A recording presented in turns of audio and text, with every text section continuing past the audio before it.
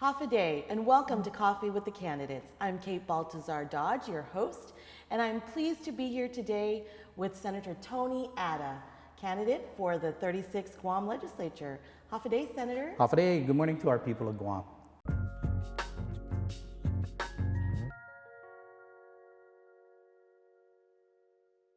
Good morning. So, Senator, just right off the bat, I think a lot of people are wondering, you were in office, you're a small business owner, you've been in the legislature, minority leader, and now you have emerged as a very strong candidate for senator. Why are you running again this time? Well, Kate, you know, when we look at everything that is going on, we have challenging times ahead of us. Our island, our economy, the people's struggles.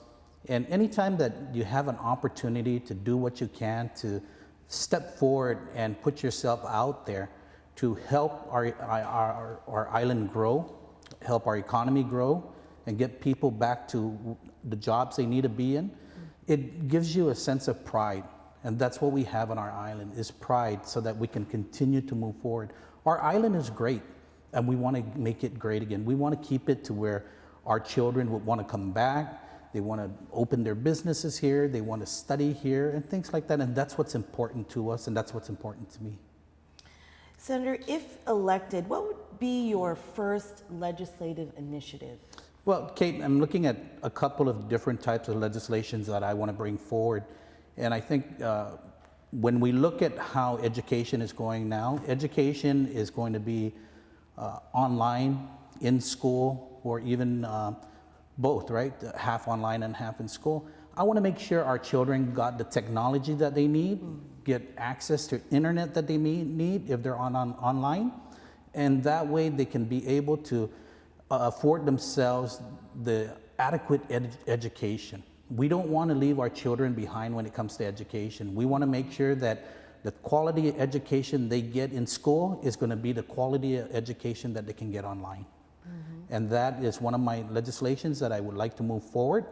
Another one would be accountability and transparency.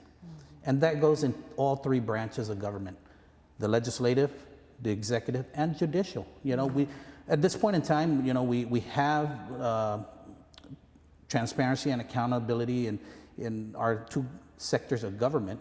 And the third one, the third branch, the judicial, we like to know where our judges are, you know, where our judges stand, their backgrounds, you know, because, you know, they come up for election every so often.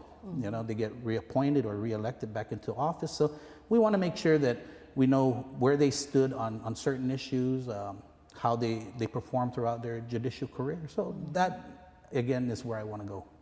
And the third one is public safety. I've always been one of public safety. I introduced Castle Doctrine, home invasion, carjacking. I want to continue to protect our families and protect our children. Thank you, Senator. Excellent.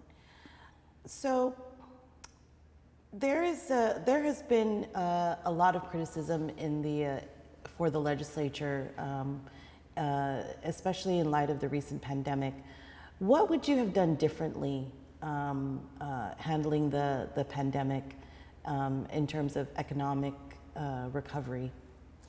I think when we go back and we look at the onset of the pandemic, what we saw was continuing hiring, continued spending.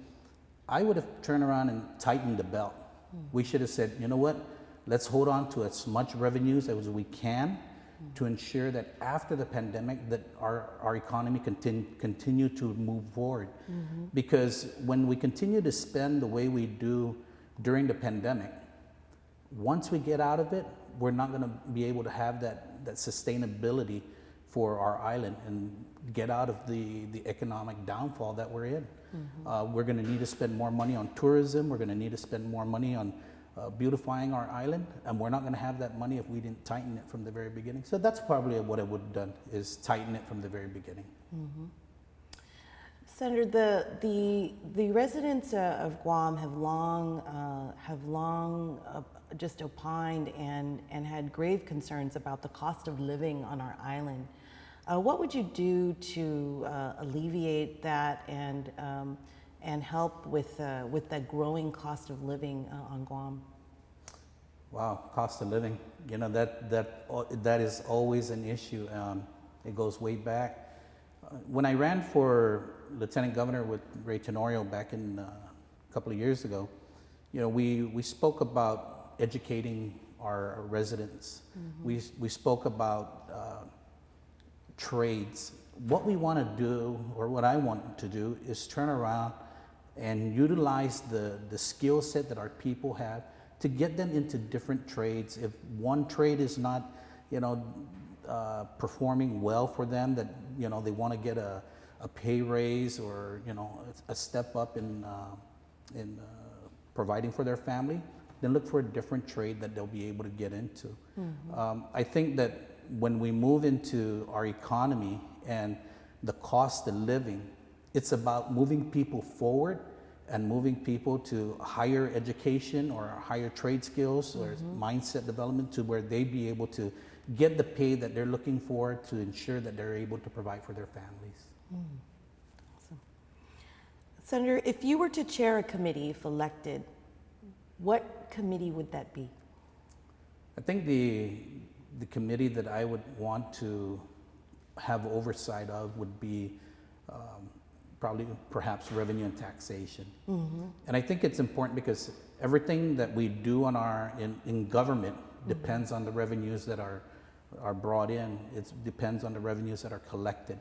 And if we can ensure that collections of revenues is on par, then we'd probably be able to sustain government operations. But when we fall behind in collections, then we're not going to be able to. We can say we want to do what we want to do, but if we don't have the revenues to ensure that the government can operate, then it doesn't do us any good. So I'm more than sure that the revenue collections is very vital to the sustainability of our island. Thank you. So you've had experience with this. So this question might seem like a kind of a no-brainer for you. If you were not in the majority party, if elected, how would you work around party lines to move your measures forward? You know, being in the legislature previously as minority leader, as a senator, working across party lines is very important. Once the elections are over, every senator should be able to work across party lines and ensure that the agenda of the people is always brought forward. It's not about parties any longer. It's about what's for the greater good of our island, what's the greater good of our people. Because if we don't work across party lines, if you're in the minority, like I've been in all my previous terms in the legislature, your bills are not going to get passed. You're not going to be able to get anything on the floor. But if you work cohesively with your folks on the other side, you'll be able to get your bills passed and signed into law. Absolutely. How will you ensure better management of government funds, Senator, so Guam does not repeat a threat of government shutdown or layoffs? Well, you know, I don't think there are threats of government shutdowns or layoffs. I think whenever the executive branch or the governor would come out and talk about furloughs or shutdowns, I think what the administration is doing is looking at preparing that individual, especially if they're working in GovGuam, preparing them to start holding their funds, start putting away for a rainy day. But what we need to do as a government is to see how we can ensure that that doesn't happen.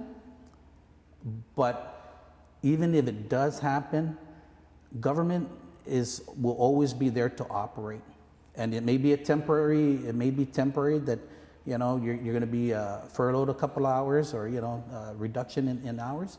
But always remember that there's always greater good at the end of the rainbow. And that's what we want to do, is make sure that we can operate government efficiently and within budget. And that's what I think it comes down to, is the budget. Is if they know the revenues are not there, then perhaps you request for a lower budget, and then when you see the projections coming in, and they're tracking right on schedule, then go back and ask for a supplemental budget so that you can turn around and do those things that you didn't do previously. But it's important to know that a moderate budget or a conservative budget is always the best approach. Wonderful. Senator, just briefly here in closing, what would you say sets you apart from the slate? Well, I have the experience, I have the vision, I've been there before. And what I see differently from today than when I was in the legislature is that we have talent here that wants to come out and do what they can for their island. And I'm one of those that want to continue working for our island. I want to continue, I've done it in private, I've done it as a veteran in the military. I've done it as a business owner, and I want to continue to do it again as a public servant. So, it doesn't set us apart. It brings us together as an island, and those are the things that we want to ensure is that people can work together for the betterment of our island. Thank you so much. What a pleasure it has been to sit down with you just briefly, Senator Tony Atta. Thank you so much for taking the time to be with us today. Thank you. Thank you so much for joining us on Coffee with the Candidates. I'm Kate Baltazar Dodge. Stay tuned for more.